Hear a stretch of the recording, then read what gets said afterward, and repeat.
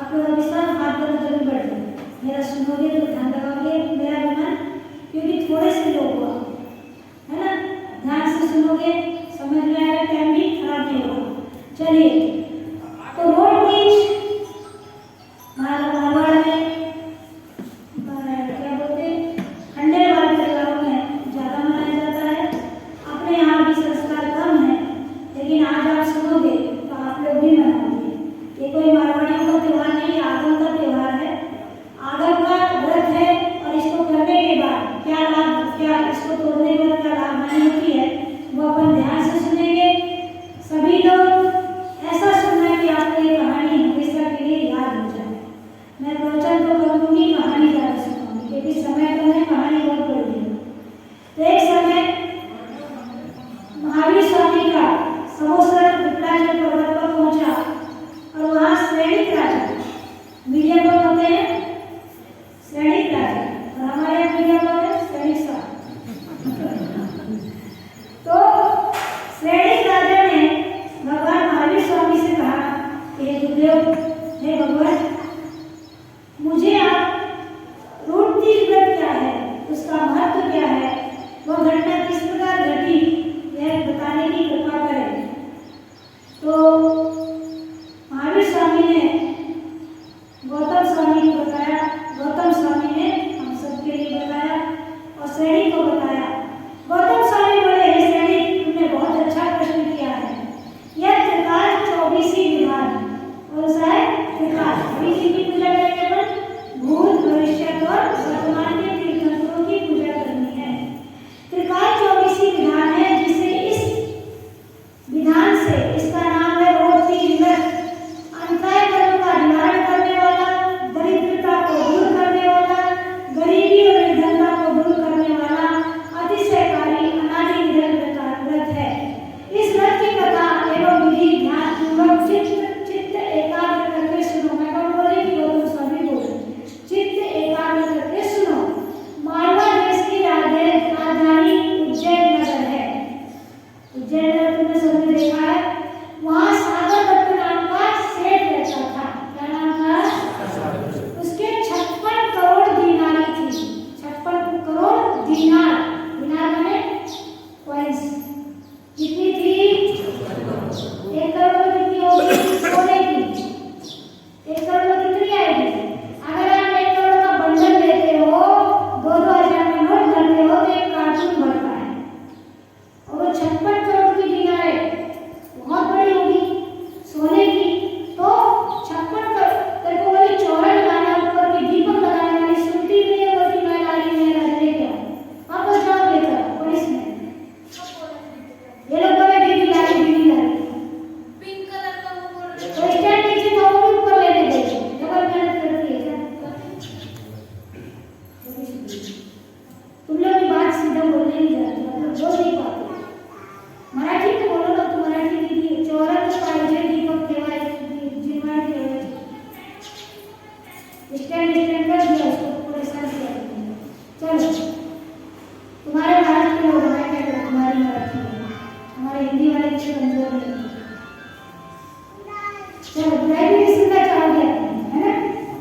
तो मारवाड़ सागर दत्त की पास कितनी दीनार थी, तुम्हारे पास कितनी है, 56 रुपया है। 1 करोड़ की है क्या, 1 करोड़ किसके पास, 1 करोड़ बताओ। डॉक्टर साहब किताब करते हो, किताब करते हो, कितनी कितनी करोड़ दीनार है आपके पास में, 1 पॉइंट है क्या सोने का, है नहीं, होना चाहिए ना, चाहिए कि नहीं चाहिए, अपन पूजा करेंगे। और नहीं भी हो तो हमारा मन सोने जैसा होना चाहिए। तो 56 करोड़ स्वर्ण मुद्राओं में स्वामी थे, इसके कारण उनकी छत पर 56 ध्वजाएं फहराती थी। जिसके जितनी ध्वजाएं फहराई जाएगी उतने करोड़ों दीनार होगा, उतने दीनार का स्वामी होगा। और आजकल आप करा 56 ध्वजाएं, तो आपकी घर में चोरी हो जाएगी, पहले नहीं होती थी। 56 ध्वजाएं फहराती थी। भारत सहित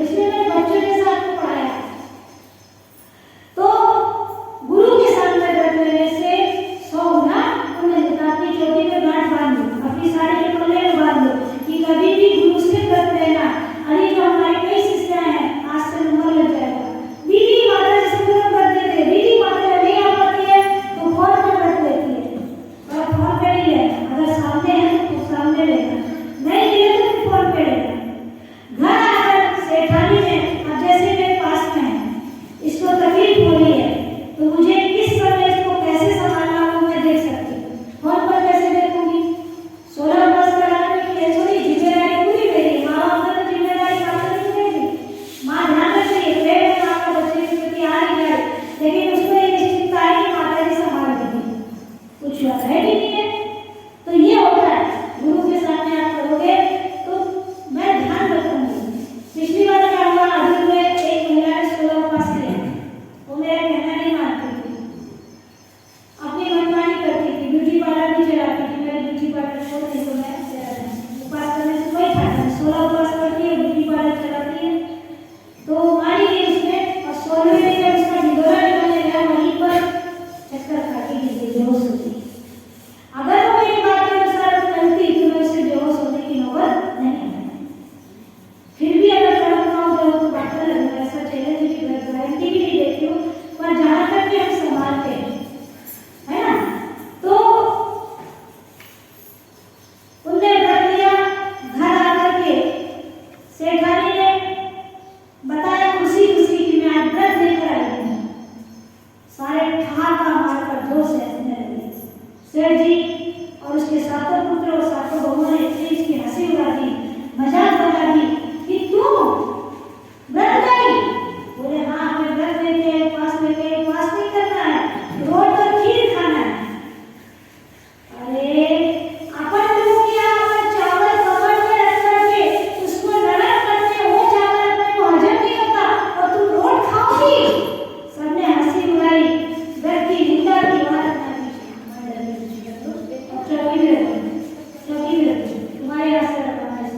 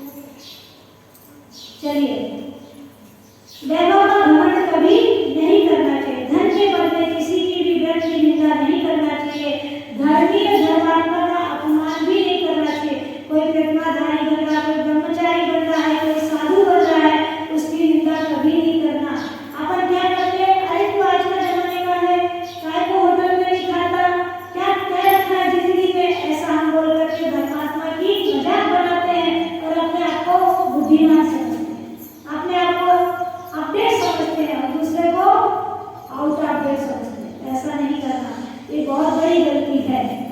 सब तरफ से हाहाकार मच गया। सेठ और सेठानी सातों पुत्र को उज्जैन छोड़कर जाना पड़ा। जब खाने को नहीं होगा तो फिर कहाँ जाना पड़ेगा? सातों सेठ सेठानी को, ये चित्र मैंने बनवाए थे, सातों कंगाल होकर के घर से जा रहे। फोटो खींच लेना, बाद में दे देना, है ना। फिर घर छोड़ करके चले और सोचा कि अपनी लाडली बेटी, जिसको बड़े प्यार से 7 भाइयों की एक बहन थी, उसको हमने हस्तिनापुर में शादी की। उज्जैन से कहाँ जा रहे हैं? कितनी दूर है? ये लोग माइक कैसे रखते क्या? माइक की सेटिंग सही नहीं है। उज्जैन से हस्तिनापुर कितनी दूर होगा? कम से कम 1000 किलोमीटर होगा, है ना। 1000 किलोमीटर कैसे गए? पैदल, भूखे, कुछ खाया नहीं है, कितने दिनों से नहीं खाया, खाने को नहीं मिल रहा। फिर बहन के और बेटी के यहाँ गए और बेटी के घर में खबर भेजी, सूचना करवाई कि हम मुसीबत के दिनों में तुम्हारे यहाँ रहना चाहते हैं। बेटी ने एक पत्र लिखा, एक थाली में भोजन रखा और 5 डायमंड रख दिए, हीरे मोती जवाहरात जो भी रखा हो, 5 मणि रखे और अपनी दासी को भेज दिया। बेटी को खुद आना चाहिए, बेटी नहीं आई, दासी को भेज दिया। जिस माँ बाप ने कई दासियां देकर के, सारा वैभव देकर के उनको वहां जाया होगा, आज जब इन पर मुसीबत आई है तो उस बेटी ने एक लेटर और 5 दिनार थाली में रख करके भेज दी और कहा कि पिताजी आप मुसीबत के दिनों में मेरे यहाँ ना आए। देखो बेटी का रिश्ता, ध्यान से सुनो। मुसीबत के दिनों में आप यहाँ ना आए क्योंकि मेरे ससुराल वाले, मेरे मायके वालों की हंसी उड़ाएंगे, वो मुझे सहन नहीं होगा। और दासी ने वो थाली ले जाकर दे दी। पत्र पढ़ा, पिता की आंखों से झरझर आंसू बहने लगे कि जिस बेटी को कलेजे से लगाया उस बेटी ने आज मेरा कलेजा तोड़ दिया। और बेटी का पत्र पढ़ करके भोजन हाथ में लिया, उसमें कीड़े बिलबिल कर रहे थे और 5 जो रत्न भेजे थे वो कोयले बन गए थे। जो बने? पाप के उदय से कोयले बन गए। और कोयले, और उसको देख करके पिताजी को दुख हुआ। माता पिता ने एक गड्ढा खोदा, उसमें गाड़ दिया कि कभी हमारे अच्छे दिन आएंगे तो बेटी को दिखाएंगे कि बेटी तूने क्या भेजा था। और सिंबल बनाकर वहां से भूखे भूखे फिर निकल गए और चलते चलते चलते उस बसंतपुर में पहुंचे। बसंतपुर में एक सेठानी का भाई रहता था, उसका नाम था रामदत्त। बसंतपुर में क्या नाम था? रामदत्त। रामदत्त की बहन थी सागर दत्ता, और रामदत्ता उसकी भाभी का नाम था। पहले मैची वाले नाम रखते थे, सागर दत्ता, रामदत्त, रामदत्ता। फिर वहां पर पहुंचे तो देखा बहुत बड़ा आयोजन चल रहा है। हम लोग के तो कपड़े भी फट गए, हमने तो महीनों से कुछ खाया नहीं है, फटे वस्त्र पहनेंगे, उस आयोजन में जाएंगे तो भैया भाभी की हंसी होगी। तो वहां पर पीछे घर के एक उनका गार्डन था, उधर वो बैठ गए कि जब ये उत्सव समाप्त होगा तो भैया भाभी को अपना दुखड़ा बोलेंगे। सुख के सब साथी दुख में ना हो। तो सोचा कि अपने दुख सुखी के समय अपन क्यों मुंह दिखाएं। वो बैठ गए, लेट गए, थोड़ा सा राहत की हवा मिली और देखा सेठानी ने कि नाली है, जो किचन की नाली, उसमें से चावल का माड़ बहकर आ रहा है। मेरे बच्चे भूखे हैं, मेरे पति भूखे हैं, मेरी बहुएं भूखी है, तो मैं वो माड़ लेकर के, वहाँ घड़ा एक मिट्टी का पड़ा हुआ है, उस घड़े में माड़ भर लेती हूँ, इन लोगों को पिला दूंगी तो कम से कम थोड़ी तो ताकत रहेगी। ये सोच करके उसकी जो ननद थी रामदत्ता की दौड़ी, सेठानी दौड़ी और घड़ा भरने लगी। ननद ने ऊपर से देख लिया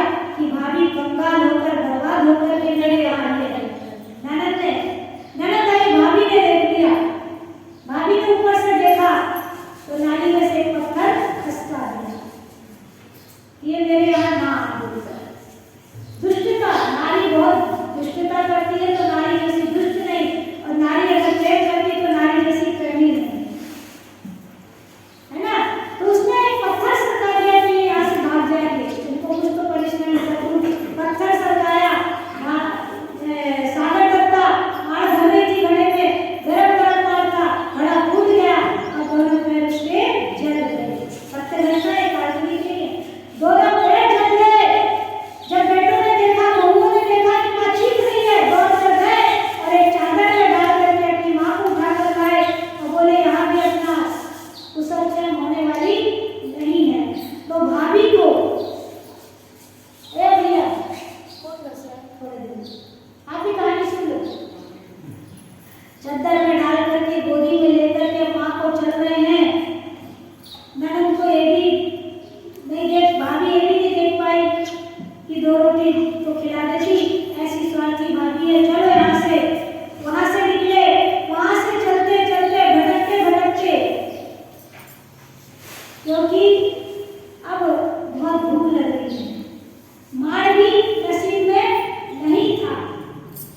जो सेठानी कमलों के पत्र में चावल सिजा करके, गीला करके सिजा कर खाती थी, आज उस सेठानी ने मार लेना चाहा तो मार भी, क्योंकि भूषितम कितना करोति पापम, भूख न देखे टूटी टाट झूठी पात, झूठी पात झूठी टाट।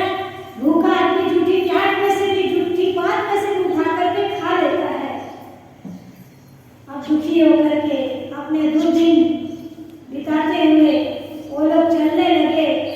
सेठानी, सेठ सभी मामी की बेटे मामी की करतूत समझ गए, बार बार उनको कोस रहे हैं, लेकिन गलती किसकी है? किसकी है? स्वयं कृतं कर्मैदात्मनापरं फलं तदीयं लभते शुभाशुभं परिणयदत्तं यदि लभते शुभं स्वयं कृतं कर्म निरर्थकं तदा। कर्म किसका है? स्वयं का। As you do, so you become। जैसा बीज आपने बोया फल हमको ही भोगना पड़ेगा। ये लोग आपके सभी सुख के साथी हैं, दुख में कोई आपका साथ देने वाले। आपके पास पैसा है, पैसे पीछे आप इसलिए भाग रहे हो कि मेरे पास पैसा नहीं हो तो कोई मुझे नहीं पूछेगा, पर पैसे से नहीं, पुण्य से गागर भरो, पुण्य से तिजोरी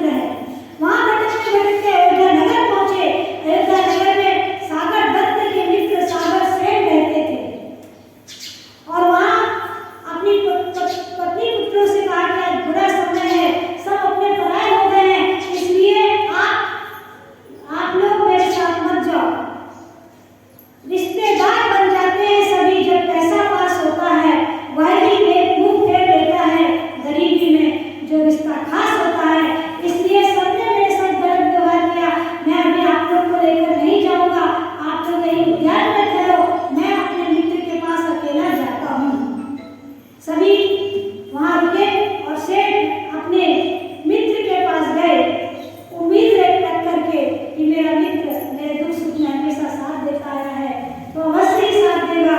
ये भावना लेकर के वो चला गया मित्र के घर, क्योंकि सच्चा मित्र वही होता है जो दुख में साथ दे। मित्र की परिभाषा वही है, भले काल्पनिक हो लेकिन कृष्ण और सुदामा की मित्रता की कहानी आप सुनते हो। सच्चा मित्र वही जगती में सर्वश्रेष्ठ कहलाता है, मैत्री के प्रण को जो नीति तक पूर्ण निभाता है। और सत्य से मैत्री हमारे आचार्य ने कहा सभी जीवों से मैत्री भाव रखो। दोपहर से शाम तक मित्र के घर में गया, मित्र ने अच्छी आवभगत की, दोपहर से शाम तक उसको इज्जत से रखा। फिर सागर सेन ने अपने मित्र सेठ को सागर दत्त की सोने की व्यवस्था की, सोने की मैंने झोपड़ी की। उसने बेडरूम दे दिया और वहां पर सेठ दूसरे कमरे में सोने को चले गए। नौकरों को मित्र की सेवा में लगा दिया। सेठ सागर दत्त जिस पलंग पर लेटे थे उसके ठीक सामने सोने का मोर बना हुआ था। स्वर्णमय मूर्ति में मोर की चोंच में बहुमूल्य रत्नों का हार लगा हुआ था। क्या लगा था? बहुमूल्य रत्नों का हार लगा हुआ था, लटक रहा था। सेठ जी भविष्य की योजना बना रहे थे कि अगर मुझे मेरे मित्र ने साथ दिया तो मैं बेटे बहू को लाऊंगा, यहीं पर कोई धंधा सेट कर लूंगा। आदि आदि विषय में जाने क्या क्या कल्पना कर रहे थे, लेकिन मैं बहुत परेशान हो गया हूँ। अब मैं वहां सोए सोच रहे हैं, लेकिन देखते नजर पड़ी कि मयूर वो जो सोने रत्न है, मणिमय रत्न है, उसको निगल रहा है। क्या कर रहा? अंदर विरतो कर बोलते, वो अंदर ले जा रहा है। फिर किरण बिंदु का ध्यान अंदर, वो मैं प्रश्न पूछ रहा है, रत्नों के मूल उसको अंदर ले जा रहा है। और सागर दत्त ने देखा कि अरे बाप रे, सारे यहाँ नौकर चाकर मेरी सेवा में लगे हैं और ये अगर रत्न का हार अंदर ले जाएगा तो मुझ पर क्या होगा? चोरी का आरोप आ जाएगा। क्या करूं? यहाँ भी मुझे सुख, क्योंकि मेरा कर्म साथ नहीं दे रहा। खिड़की से कूद करके सेठ बाहर चला गया। देखा नौकर चाकर थोड़े सोए हुए, रातों रात खिड़की से कूद कर बाहर गए और जाकर के उद्यान में अपनी पत्नी को, अपने बेटे को सारी घटना बताई कि ऐसा ऐसा मेरे साथ हुआ, आप क्या करें? तो रातों रात उसका वहां से निकले और घूमते घूमते दर की ठोकरें खाते खाते अभी एक भी दाना खाने को नहीं मिला है। चंपापुर पहुंचे। कहां से? बसंतपुर से चंपापुर पहुंचे और चंपापुर में सेठ समुद्रदत्त के यहाँ 16 प्राणी नौकरी करने लग गए। 8 सेठ और सेठानी और 7 पुत्र नौकरी करने लगे। वहां जाकर के सागर अपने सातों पुत्रों के साथ में एक दुकान पर नौकरी करना शुरू किया। सेठानी सागर दत्ता घर के झाड़ू पोछा अपनी सात बहू के साथ घर के समस्त कार्यों में लग गई। जानवरों को गोबर लाना, कंडे थापना, सेन बनाना, झाड़ू पोछा करना, बर्तन कपड़ा करना, चूल्हा चौकी का काम करना, प्रतिदिन सब काम करने लगे। और उनको मिलता था क्या उसके बदले में? 10 ग्राम कड़वा तेल, मोहरी तेल 10 ग्राम और खाने के लिए खली के टुकड़े। तेल निकालने के बाद जो वेस्ट बचता है वो उसको खाने को मिलता था। क्या बताओ मेरे को, क्या समझता है? वेस्ट खाने को मिलती थी और 10 ग्राम तेल का दिन भर मेहनत करने के बाद आपको जो कुछ मिल रहा है वो पूर्व जन्म का पुण्य से मिल रहा है, अभी जो करोगे आगे मिलेगा। सेठ के विशाल बंगले के पास टूटी फूटी झोपड़ी बनाकर दिन काट रहे थे। जिनके घरों में सैकड़ों दास दासी लोग रहते थे वो दूसरे का आदेश पाल रहे थे। इसलिए कभी अपनी लक्ष्मी पर गर्व मत करना, ना जाने कब किसके दिन फिर जाएंगे। 2 समय के भोजन की व्यवस्था भी उनके पास नहीं थी। सेठ सेठानी के हर आदेश को पालते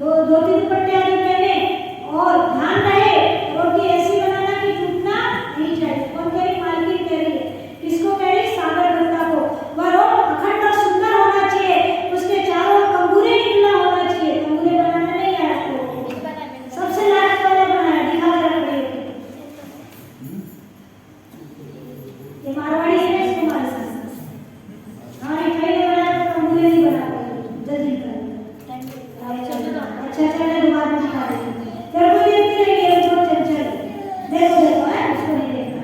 चलो अखंड सुंदर होना चाहिए। ये भी रोटी का सा इतना बड़ा रोट बनता है, इतना बड़ा हमने देखा है। उसके पूरे कमरे एक रोट खाए तो पेट पूरा भर जाए।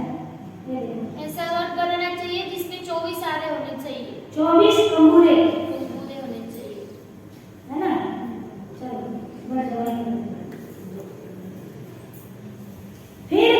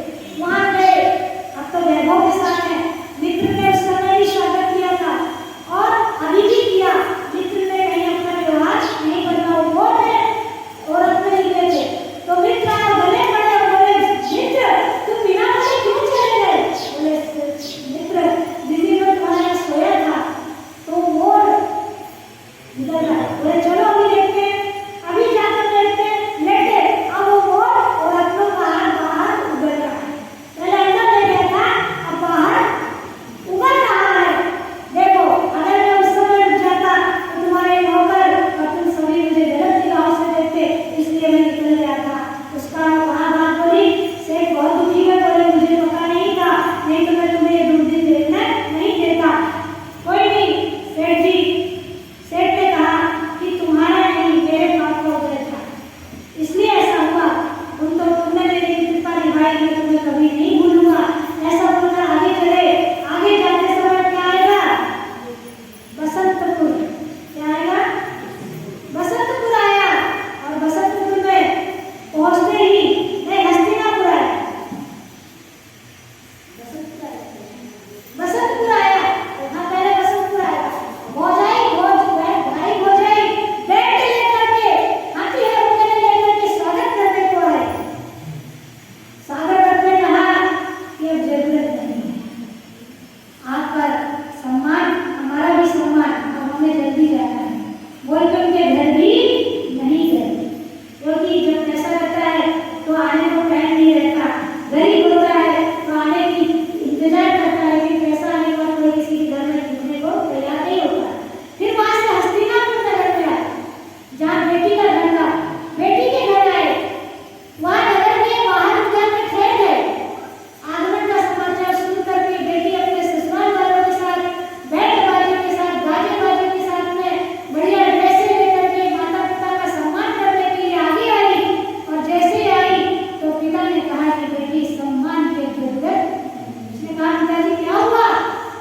बोले तूने पहले तो अपने गाँव में शहर में नहीं आने दिया, और बाद में तूने ऐसा खाना भेजा जिसमें कीड़े टिक कर रहे थे।